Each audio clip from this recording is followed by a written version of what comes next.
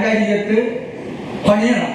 അങ്ങനെ പണിയണമെന്ന് ആവശ്യപ്പെട്ടുകൊണ്ട് paper വെച്ചാലാണ് Kerala government ആണ്. അനുമതി കൊടുക്കേണ്ടതാണ്.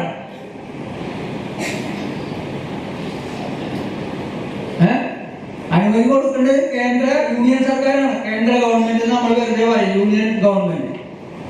യൂണിയൻ ഗവൺമെന്റാണ് അനുമതി കൊടുക്കേണ്ടത്. അപ്പൊ അനുമതി കൊടുക്കേണ്ട ഗവൺമെന്റിനെ ഭരിക്കണാരാണ്?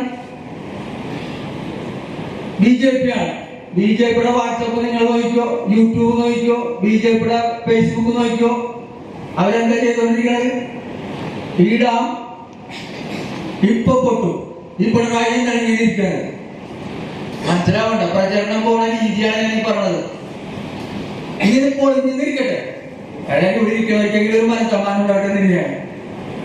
ഞാൻ നേരത്തെ പറഞ്ഞു 158 അടിയാണ് എന്നിട്ട് ഉയരം. ഇത് പൊളിഞ്ഞു കഴിഞ്ഞാൽ ഇടുക്കി ഡാമിലോട്ട് വന്ന് ഇടിക്കുമെന്നാണ് പറഞ്ഞത്. അങ്ങനെ ഇടിക്കണ എങ്ങനെയാണ്? ഡാം പണിതാക്കുന്നത് ഒരറ്റത്ത്, കിഴക്കെ നമുക്ക് സങ്കല്പിക്കാം പടിഞ്ഞാററ്റത്ത്. ഇതിപ്പോ വെള്ളം വന്ന് വീഴാൻ പോണത് കിഴക്കേറ്റത്താണ്.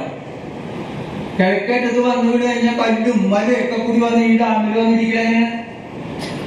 അങ്ങനെ ഇരിക്കൂല. ഒന്നാമത്തെ കാര്യം, ഇടുക്കി ഡാമിന്റെ ഉയരം എത്രയാണ്? നമ്മിത് പഠിക്കണമല്ല. ഇടുക്കി ഡാമിന്റെ ഉയരം എത്രയാണ്? 2403 അടിയാണ്. 2000 വെള്ളം മനസ്സിലായ 158ഉം ഈ 2403 തമ്മിൽ എന്തോരം വ്യത്യാസമുണ്ട്?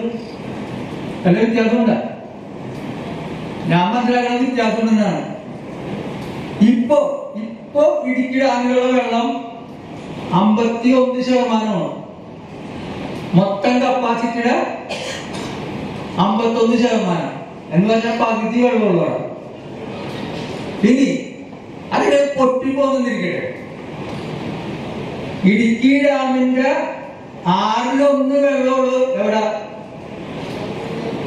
എവിടെയാണ്? മുല്ലപ്പെരിയാറ്. ഇടുക്കി ഡാമിന്റെ 1/6 വെള്ളം. ആ വെള്ളം കൊള്ളുള്ളൂ അതിനകത്ത്. ഇടുക്കി ഡാമിന്റെ 1/6 വെള്ളം കൊള്ളുന്ന മുല്ലപ്പെരിയാർ ഡാം പൊട്ടിക്കഴിഞ്ഞാൽ ഇവിടെ എന്തോരം വെള്ളം കൂടി കൊള്ളായി? മുല്ലപ്പെരിയാറിന്റെ 3 ഡാമിലുള്ള വെള്ളം കൊള്ളാണ് സ്ഥലം എവിടെ കിടപ്പുണ്ട്? ഇപ്പൊ എവിടെയുണ്ട്? ധൈര്യമായിട്ട് പോയി കിടന്ന് ഉറങ്ങിക്കൂടെ?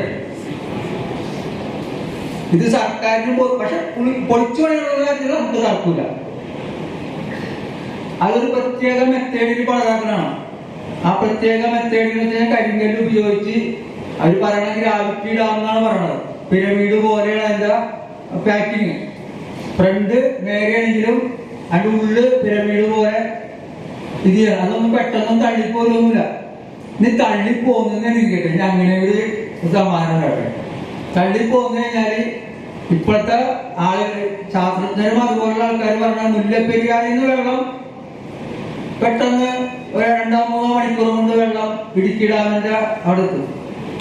ഇടുക്കി ഡാം പൊട്ടിക്കഴിഞ്ഞാൽ പരമാവധി ഒരു ജില്ലയിലെ നാശനഷ്ടം ഉണ്ടാവുള്ളൂ. ഈ കരിങ്കല്ലൊക്കെ കൂടി പൊക്കി ചെറായി വരുമെന്നിരിക്കണം. ചെറായിലൊക്കെ വരുമ്പോ നമ്മൾ നേരത്തെ വന്ന വെള്ളപ്പൊക്കൂല് അൽമാര പതുക്കെ പൊങ്ങി വരുമ്പോഴത്തേക്ക് നമുക്ക് വേണ്ടി തൃശ്ശൂരൊക്കെ പോകാന് എന്താണ് പെരിയാറിന്റെ നദിയുടെ ഭാഗത്ത് മാത്രമേ വെള്ളം കയറുള്ളൂ. പാലക്കാടൊന്നും ഇല്ല, വെള്ളം പോകും.